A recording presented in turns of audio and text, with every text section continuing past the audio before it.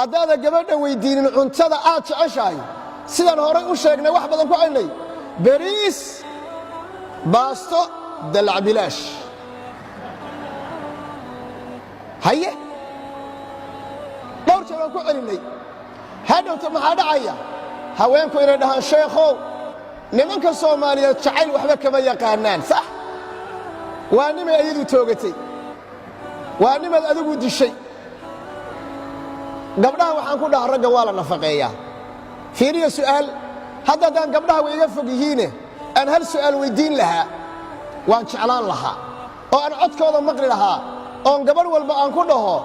caruurta guriga joogta yaa caruur ilmahe ugu yar yaa caruurta guriga ku joogta ilmahe ugu yar haween badan baan weydiiyey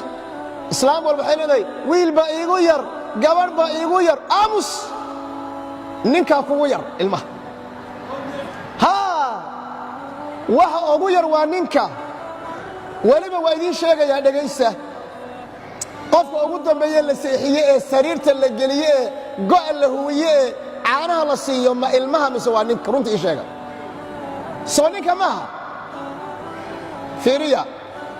haddaba dadka guriga ku nool ilmaha ugu yar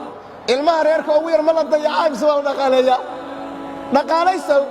dumarka raggiina dhaqaalaysta oo macsarada iyo cambuulada ku gura iyo kalluunka